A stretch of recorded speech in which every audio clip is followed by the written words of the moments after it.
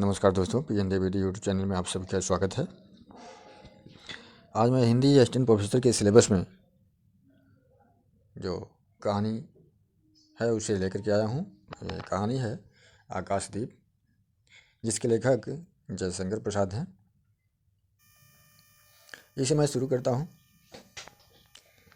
बंदी, क्या है, सोने दो। मुक्त होना चाहते हो? अभी नहीं, निद्रा खुलने पर चुप रहो, फिर अवसर न मिलेगा। बड़ा शीत है, कहीं से एक कंबल डालकर कोई शीत से मुक्त करता। आधी की संभावना है, यही अवसर है। आज मेरे बंधन शिथिल हैं। तो क्या तुम भी बंदी हो? हाँ, धीरे बोलो। इस नाव पर केवल 10 नाविक और प्रहरी हैं।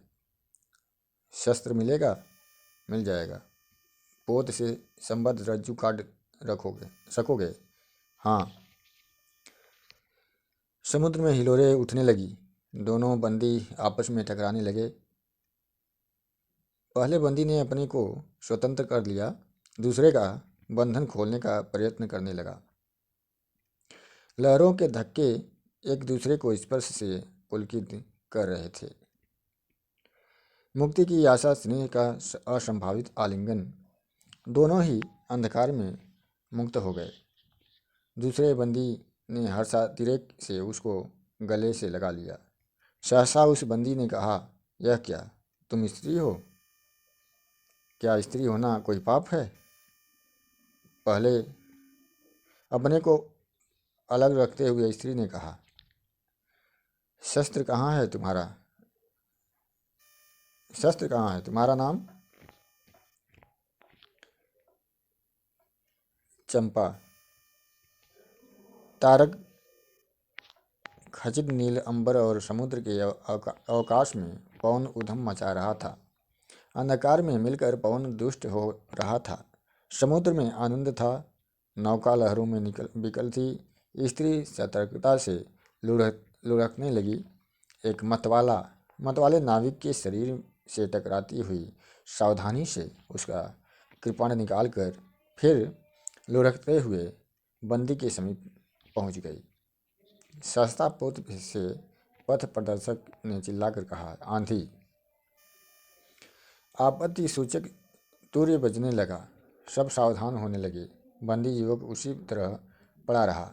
किसी ने रस्सी पकड़ी, कोई पाल खोल रहा था, पर युवक बंदी ढुलक कर उस रज्जू के पास पहुंचा जो पोत से संलग्न थी। तारे ढक गए, तरंगे उद्वेलित हुई, समुद्र गरजने लगा। भीषण आंधी पिचासिनी के समान नाव को अपने हाथों में लेकर कंदुक गिराए और अट्टहास करने लगी। एक झटके के साथ ही नाव स्वतंत्र थी। उस संकट में भी दोनों बंदी खिलखिलाकर हंस पड़े। आंधी के हाहाकार में उसे कोई न सुन सका। अंततः जल निधि में उषा का मधुर आलोक फूट पड़ा। सुनहली किरणों और लहरों की कोमल सृष्टि मुस्कुराने लगी। सागर शांत था। नाविकों ने देखा, पोत का पता नहीं, बंदी मुक्त है। नायक ने कहा, बुधगुप्त, तुमको मुक्त किसने किया? कृपाण दिखाकर बुधगुप्त ने कहा, इसने। नायक ने कहा, तो तुम्हें फिर बंदी बनाऊंगा। इसके लिए पोताध्यक्ष मणिभद्र अतल जल में होगा। नायक, अब इस नौका का स्वामी मैं हूँ। तुम? जलदस्यु बुधगुप्त? कदापि नहीं, चौंक कर नायक ने कहा और अपना कृपाण टटोलने लगा। चंपा ने इसके पहले उस पर अधिकार कर लिया था। वह क्रोध से उछल पड़ा। तो तुम द्वंद्व युद्ध के लिए प्रस्तुत हो जाओ। जो विजयी होगा वह स्वामी होगा। इतना कहकर बुधगुप्त ने कृपाण देने का संकेत किया। चंपा ने कृपाण नायक के हाथ में दे दिया। भीषण घात प्रतिघात आरंभ हुआ। दोनों त्वरित गति वाले थे। बड़ी निपुणता से बुद्धगुप्त ने अपना कृपाण दांतों से पकड़कर अपने दोनों हाथ स्वतंत्र कर लिए। चंपा भय और विस्मय से देखने लगी। नाविक प्रसन्न हो गए, परंतु बुद्धगुप्त ने लाघव से नायक का कृपाण वाला हाथ पकड़ लिया और विकट हुंकार से दूसरा हाथ कड़ में डाला, उसे गिरा दिया। दूसरे ही क्षण प्रभात की किरणों में बुद्धगुप्त का विजयी कृपाण हाथों में चमक उठा। नायक की कातर आंखें प्राण भिक्षा मांगने लगी। बुद्धगुप्त ने कहा, बोलो, अब स्वीकार है कि नहीं? मैं अनुचर हूँ, वरुण देव की शपथ, मैं विश्वासघात नहीं करूँगा। बुद्धगुप्त ने उसे छोड़ दिया। चंपा ने युवक जलदस्यु के समीप आकर उसके क्षतों को अपनी स्निग्ध दृष्टि और कोमल करों से वेदना विहीन कर दिया। बुद्धगुप्त के सुगठित शरीर पर रक्त बिंदु विजय तिलक कर रहे थे। विश्राम लेकर बुद्धगुप्त ने पूछा, हम लोग कहाँ होंगे? बालाद्वीप से बहुत दूर, संभवतः एक नवीन द्वीप के पास, जिसमें अभी हम लोगों का बहुत कम आना जाना होता है। सिंहल के बाड़िकों का वहाँ प्रधान है। कितने दिनों में हम लोग वहाँ पहुँचेंगे?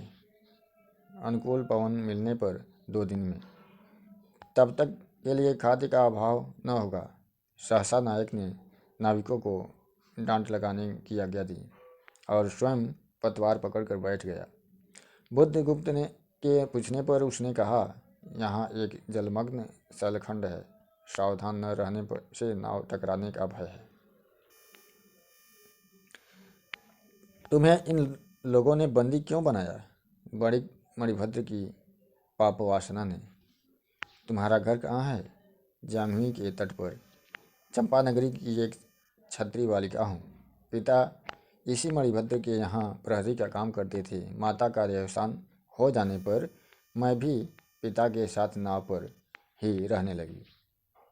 8 वर्ष से समुद्र ही मेरा घर है। तुम्हारे आक्रमण के समय मेरे पिता ने ही 7 दस्युओं को मारकर जल समाधि ली। 1 मास हुआ मैं इस नील नभ के नीचे नील जलनिधि के ऊपर एक भयानक अनंता में निस्सहाय हूँ, अनाथ हूँ। मणिभद्र ने मुझसे एक दिन घृणित प्रस्ताव किया। मैंने उसे गालियाँ सुनाई। उसी दिन से बंदी बनाकर दी गई। चंपा रोष से जल रही थी। मैं भी ताम्रलिप्ति का एक क्षत्रिय हूँ चंपा, परंतु दुर्भाग्य से जलदस्यु बनकर जीवन बिताती हूँ। अब तुम क्या करोगी? मैं अपने अदृष्ट को अनिर्दिष्ट ही रहने दूंगी। वह जहाँ ले जाए।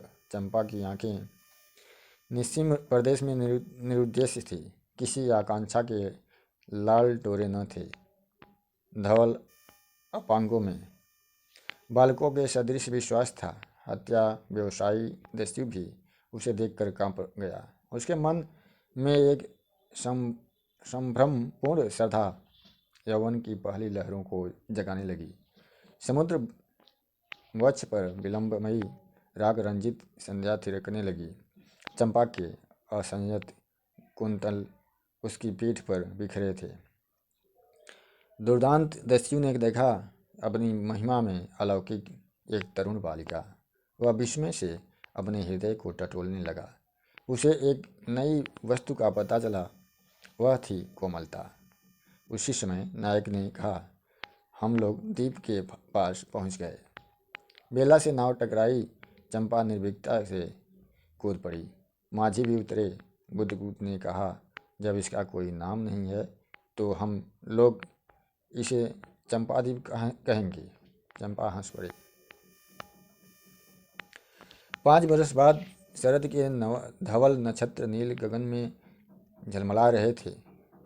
चंद्र की उज्ज्वल विजय पर अंतरिक्ष में शरद लक्ष्मी ने आशीर्वाद के फूलों और खिलों को बिखेर दिया। चंपा के एक उच्च सौध पर बैठी हुई तरुणी चंपा दीपक जला रही थी। बड़े यत्न से अब भ्रक की मंजूषा में दीप धरकर उसने अपनी सुकुमारी उंगलियों से डोरी खींची।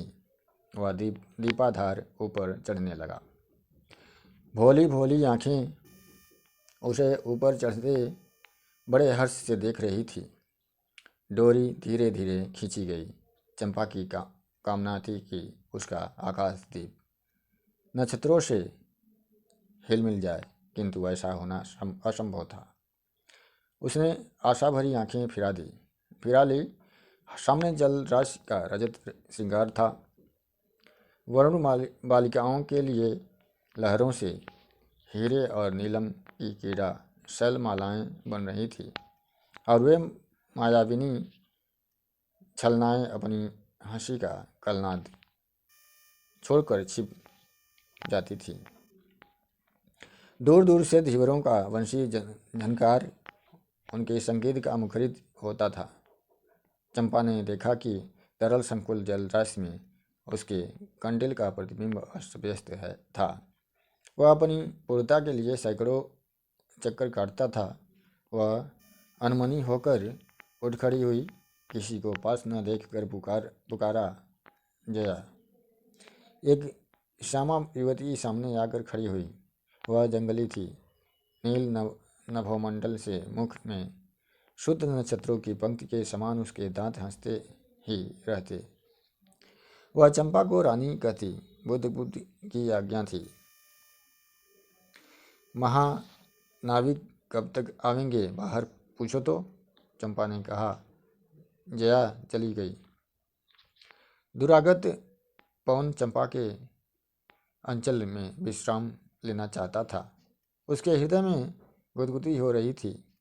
आज न जाने क्यों वह बेसुध थी।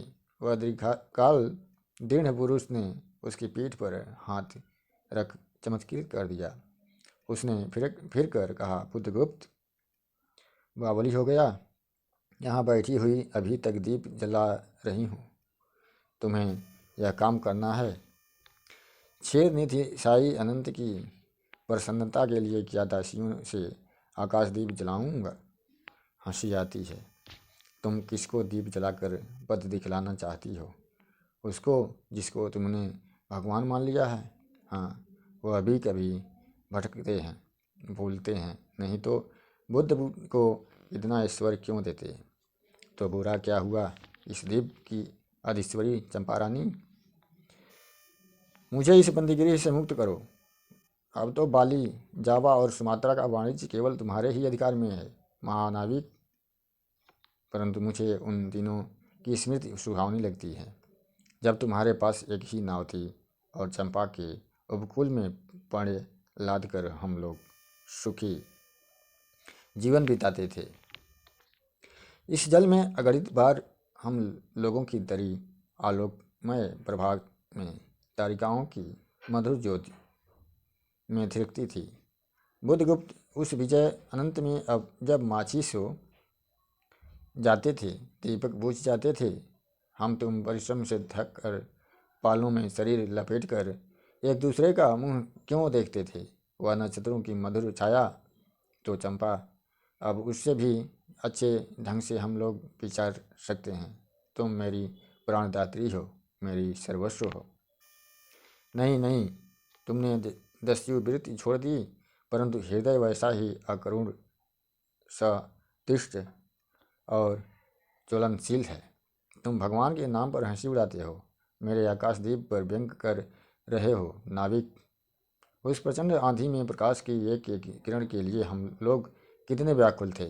मुझे स्मरण है, जब मैं छोटी थी, मेरे पिता नौकरी पर समुद्र में जाते थे। मेरी माता मिट्टी का दीपक बांस की पिटारी में भागीरथी के तट पर बांस के साथ ऊंचे टांग देती थी।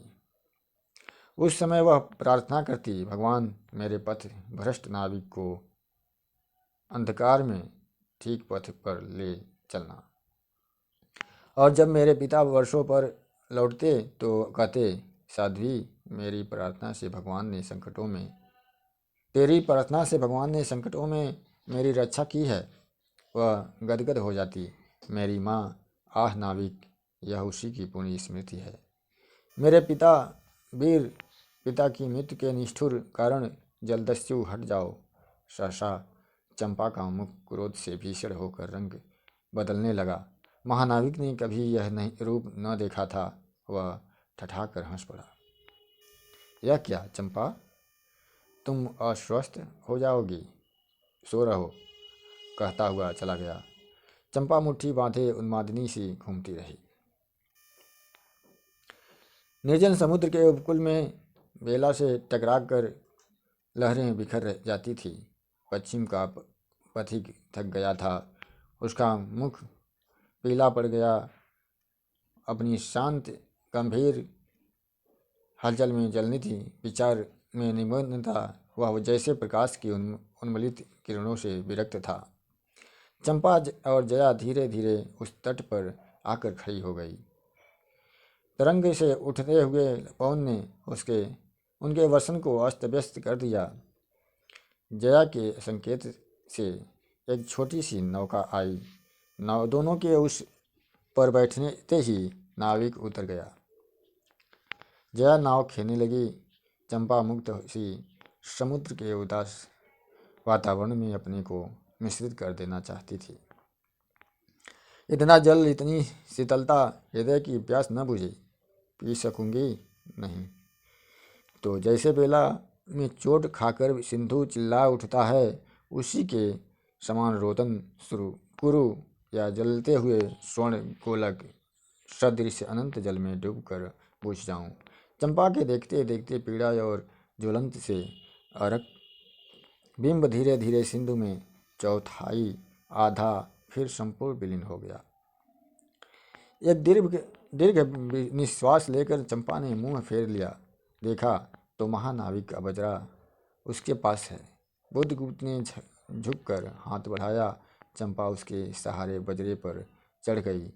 दोनों पास पास बैठ गए। इतनी छोटी नाव पर इधर घूमना ठीक नहीं। पास ही वह जलमग्न शैलखंड है। कहीं नाव टकरा जाती या ऊपर चढ़ जाती चंपा तो अच्छा होता। बुद्धगुप्त, जल में बंदी होना कठोर प्राचीरों से तो अच्छा है। आह चंपा, तुम कितनी निर्दय हो।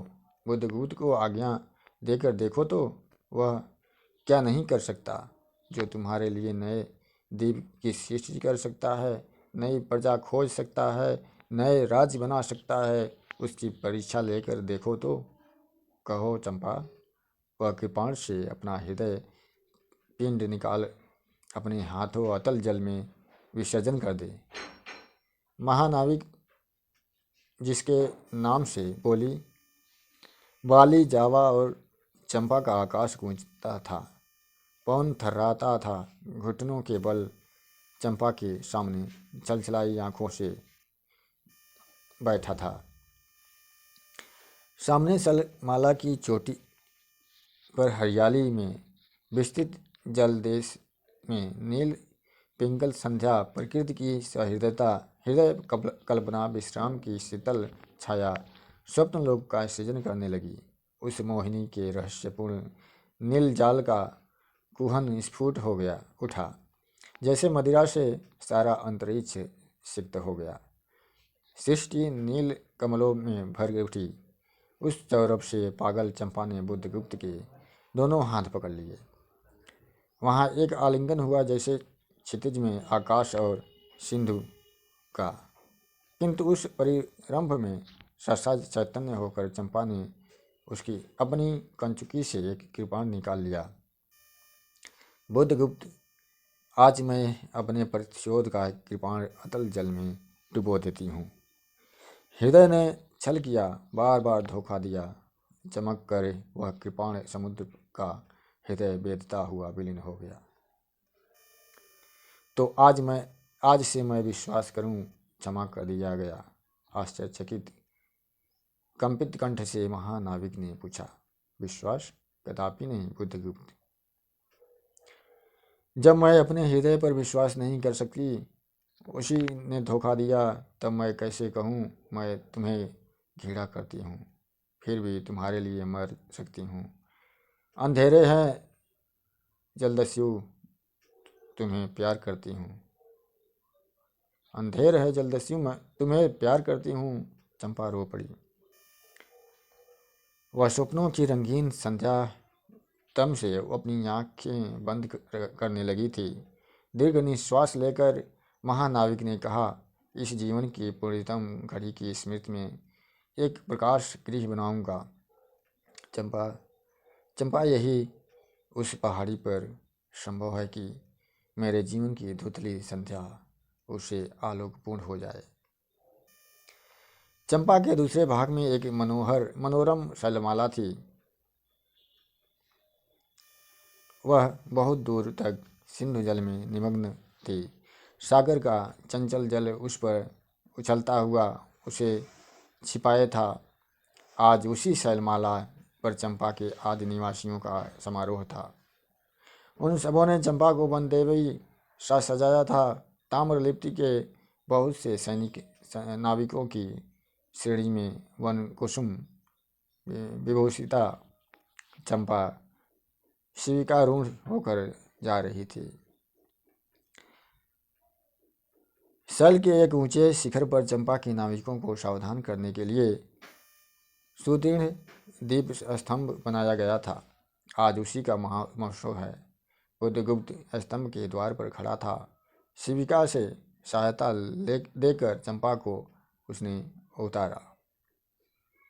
दोनों ने भीतर पदार्पण किया था कि बांसुरी और ढोल बजने लगे। पंक्तियों में कुसुम भूषण से सजी वन बालाएं फूल उछालती हुई नाचने लगी। दीप स्तंभ की ऊपरी खिड़की से यह देखती हुई चंपा ने जया से पूछा, यह क्या है जया? इतनी बालिकाएं कहाँ से बटोर लाई? आज रानी का ब्याह है ना? कहकर जया ने हंस पड़ दिया। बुद्धगुप्त विस्तृत जलनिधि की ओर देख रहा था। उसे झकझोर कर चंपा ने पूछा, क्या यह सच है? यदि तुम्हारी इच्छा हो तो यह सच भी हो सकता है चंपा।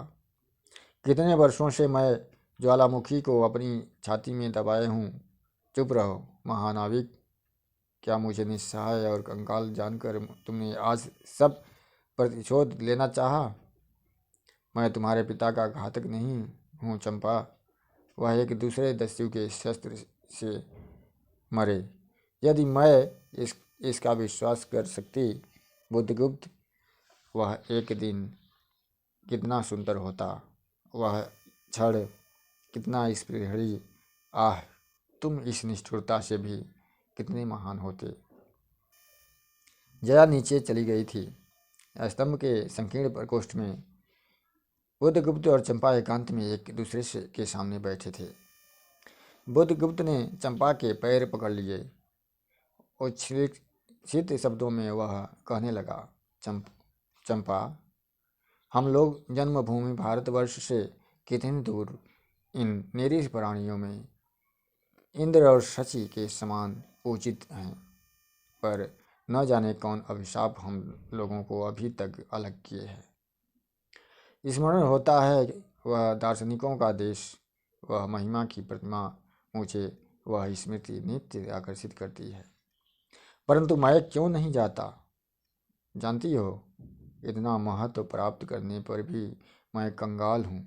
मेरा पत्थर सा हृदय एक दिन सहसा तुम्हारे स्पर्श से चंद्रकांत मणि की तरह द्रवित हुआ। चंपा, मैं ईश्वर को नहीं मानता, मैं पाप को नहीं मानता, मैं दया को नहीं समझ सकता, मैं उस लोक में विश्वास नहीं करता, पर मुझे अपने हृदय के एक दुर्बल अंश पर श्रद्धा हो चली है। तुम न जाने कैसे एक बहकी हुई तारिका के समान मेरे शून्य में उदित हो गई हो। आलोक की एक कोमल रेखा इस निविड़ तम में मुस्कुराने लगी। पशु बल और धन के उपासक के मन में किसी शांत और एकांत कामना की हंसी खिलखिलाने लगी, पर मैं न हंस सका।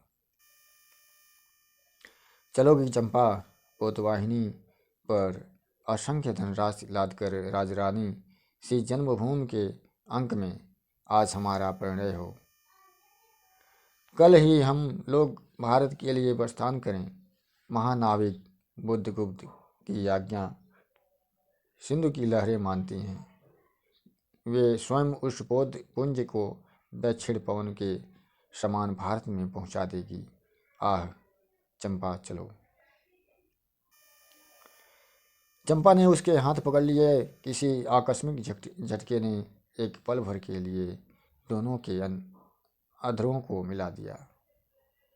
सहसा चैतन्य होकर चंपा ने कहा, बुद्धगुप्त, मेरे लिए सब भूमि मिट्टी है, सब जल तरल है, सब पवन शीतल है।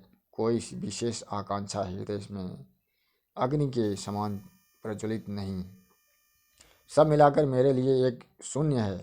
प्रिय नाविक, तुम स्वदेश लौट जाओ।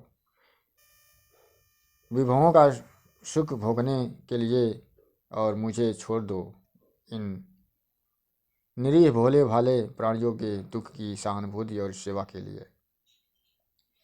तब मैं अवश्य चला जाऊंगा। चंपा, यहाँ रहकर मैं अपने हृदय पर कितना रख सकूं? यहाँ रहकर मैं अपने हृदय पर अधिकार रख सकूं, इसमें संदेह है। आह, उन लहरों में मेरा विनाश हो जाए।